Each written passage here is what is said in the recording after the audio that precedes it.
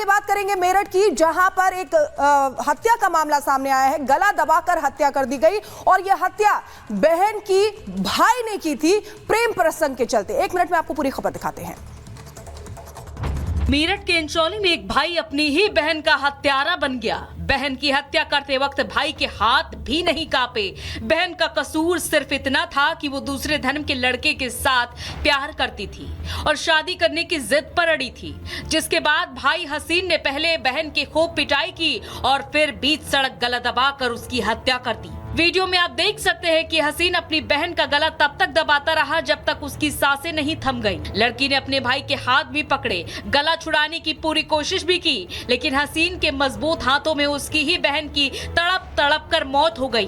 Video में आप देख सकते हैं कि जब हसीन अपनी बहन की हत्या कर रहा था, ना तो उसे कोई बचाने आया और भीड़ तमाशबीन बनी रही। मामले में ये भी सामने आया है कि परिवार ने लड़की को समझाने की भी कोशिश की थी। लड़की को समझाया था कि दोनों के धर्म अलग है, शादी नहीं हो सकती, लेकिन बाद में बात नहीं मानने पर भाई ने गुस्से में आकर अपनी ही बहन को मौत के घाट उतार दिया। और इस बीच कांग्रेस के नेता मणिशंकर अय्यर का एक विवादित बयान सामने आया, जिसमें मणिशंकर अय्यर ने कहा कि भारत में भी बांग्लादेश जैसे हालात बन रहे हैं। ये मणिशंकर अय्यर कांग्रेस के नेता हैं जिनकी तरफ से विवादित बयान सामने आया है। बांग्लादेश में जो हालात हैं उसको लेकर मणिशंकर अय्यर का ये विवादित बयान, जिसमें उन्होंने कहा कि भारत में भी बन रहे बांग्लादेश जैसे हालात। चुनावों की निष्पक्षता को लेकर संदेश, ये कहा मणिशंकर अय्यर ने, और ये भी कहा कि पड़ोसी देश से सीख लेकर हो सावधान। मणिशंकर अय्यर इससे पहले भी विवादित बयान देते रहे हैं और अब बांग्लादेश में जिस तरीके के हालात हैं उसकी तुलना वो भारत के साथ कर रहे हैं। उनका कहना है कि भारत में भी इस तरीके के हालात बन रहे हैं। चुनावों की निष्पक्षता को लेकर संदेश, पड़ोसी देश से सीख लेकर हो सावधान, ये कहना है कांग्रेस के नेता मणिशंकर अय्यर का। मणिशंकर अय्यर इससे पहले भी इस तरह के बयान देते रहे हैं, लेकिन अब बांग्लादेश में जिस तरीके के हालात हैं उसको वो भारत के साथ बांग्लादेश की तुलना कर रहे हैं। और साथ ही उन्होंने ये भी कहा कि भारत में भी इस तरीके के हालात बन रहे हैं। बांग्लादेश के हालातों को लेकर इससे पहले भी कई और राजनेताओं के इस तरह के विवादित बयान सामने आ चुके हैं, जिसमें वो भारत के साथ बांग्लादेश की तुलना कर रहे हैं। लेकिन अब ये कांग्रेस के बड़े नेता मणिशंकर अय्यर ने विवादित बयान दिया, जिसमें वो कह रहे हैं कि बांग्लादेश के जैसे हालात भारत में भी। वहाँ की परिस्थिति और हमारी परिस्थिति में काफी एक कंपैरिजन कर सकते हो, इतना ही नहीं। हिंदुस्तान का दिल तोड़कर रख दिया। इंटरनेशनल कुश्ती की मैट पर सक्रिय विनेश फोगाट और उनकी मां का ओलंपिक में मेडल जीतना सपना जो सपना ही रह गया। और लगातार तीसरे ओलंपिक में शिरकत करने के बाद भी विनेश ऐसा नहीं कर सकी, जिससे सिर्फ वो नहीं बल्कि पूरे 140 करोड़ भारतीयों का दिल टूट गया है। Bureau report, Republic Bharat. तो बुधवार का दिन भारतीयों के लिए हार्ट ब्रेक का दिन रहा और साथ ही साथ आपको ये भी बताते चले कि विनेश फोगाट के परिवार में किस तरह का माहौल है। उनके चाचा महावीर फोगाट क्या कुछ कह रहे हैं, सुनिए जरा।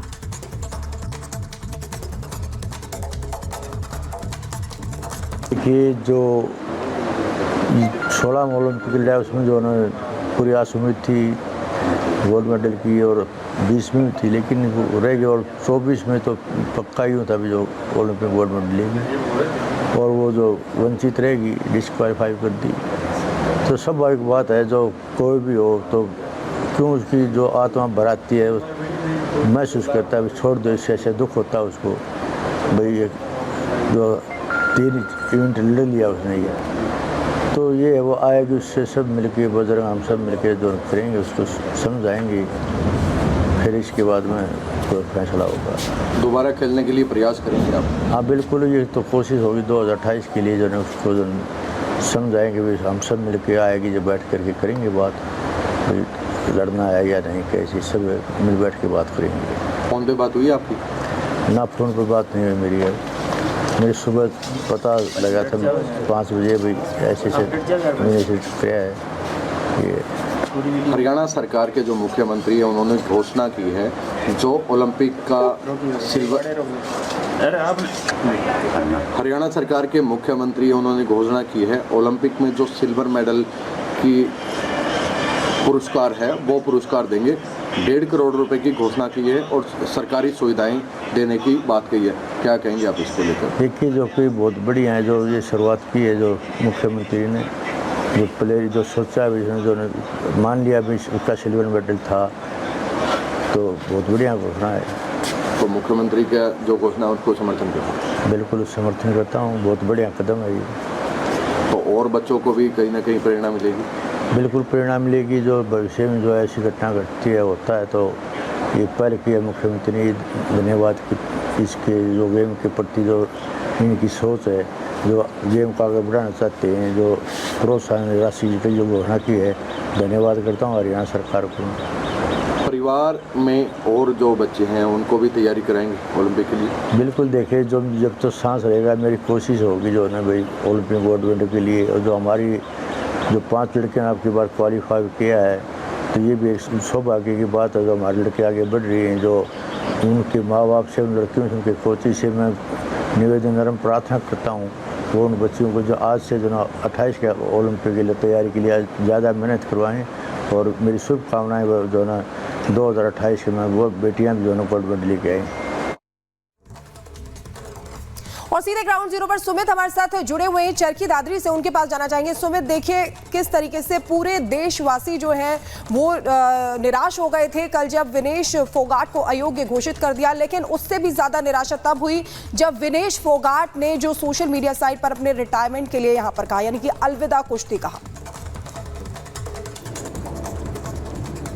और बिल्कुल, और इसे समझा जा सकता है कि क्या लेवल है इस वक्त उनके डिसअपॉइंटमेंट का।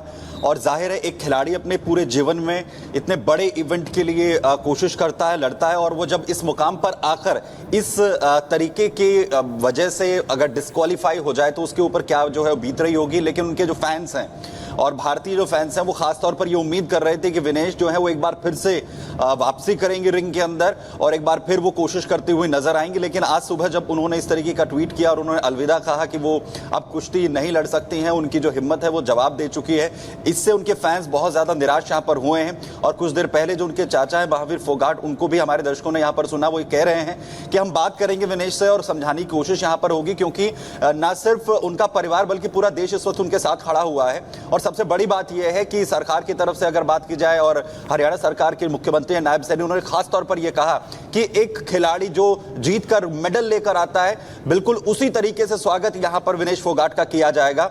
वो बहुत बेहतरीन एक खिलाड़ी की तरह वहां पर खेली है, लेकिन ऐसे रूल रेगुलेशन से और सुमित होना भी चाहिए। जिस तरीके से उन्होंने मेहनत की, कड़ी मेहनत के बलबूते पर उन्होंने सिल्वर पदक हासिल किया और आगे खेलती तो शायद गोल्ड भी हासिल कर सकती थी। बहुत बहुत शुक्रिया हमारे साथ जुड़ने के लिए। और अब आगे बात करेंगे मेरठ की, जहां पर एक हत्या का मामला सामने आया है। गला दबाकर हत्या कर दी गई और यह हत्या बहन की भाई ने की थी प्रेम प्रसंग के चलते। 1 मिनट में आपको पूरी खबर दिखाते हैं। मेरठ के इंचौली में एक भाई अपनी ही बहन का हत्यारा बन गया। बहन की हत्या करते वक्त भाई के हाथ भी नहीं कांपे।